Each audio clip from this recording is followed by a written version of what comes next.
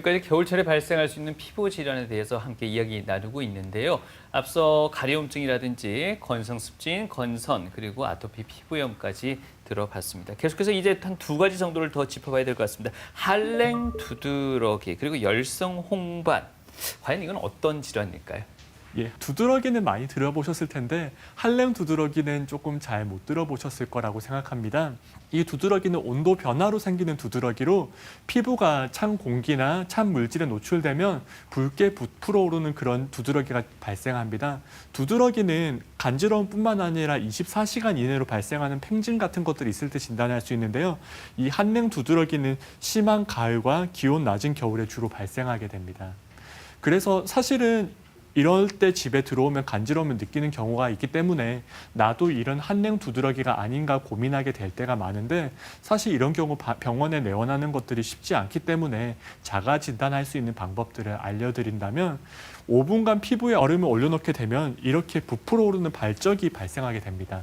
이 경우 한랭 두드러기로 진단할 수가 있고, 이 방법이 어렵다면 외부 10분 정도 찬 공기에 노출 이후 집안에 들어왔을 때 이 두드러기가 직접 발생하는 것을 통해서 아, 내가 한랭 두드러기가 있구나 하고 진단할 수 있는 방법이 되게 됩니다.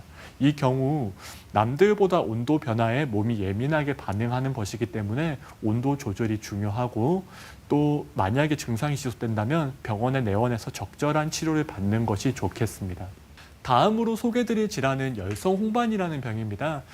이 열성 홍반은 참 이름이 생소할 텐데요.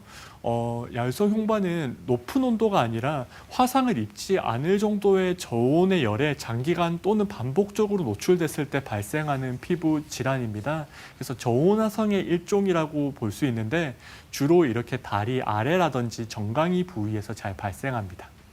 그 이유는 난로를 그쪽에 두는 경우가 많은데 난로에 의해서 반복적으로 자극이 되고 피부가 손상이 돼서 열성 홍반 병변이 나타나는 경우가 많고, 그 외에도 요즘은 전기 담요나 찜질 패드, 핫팩 등에 의해 다양한 원인에 의해서 발생하는 경우가 많습니다. 이 열성 홍반에 대해서 소개드리는 이유는 이 미용적으로 문제가 되지만은 이 열성 홍반 부위에서 간지러움증이 나타나는 경우도 많습니다. 게다가 한번 열성 홍반을 발생해서 악화되기 시작하면은 원래 피부로 돌아오지 않습니다. 그렇기 때문에 열성 홍반에 대해서 인지를 하고 이런 피부 병변이 나타나려 한다면 즉시 생활 습관을 바꾸고 적절하게 병원을 내원하셔서 치료받는 것들이 중요하겠습니다.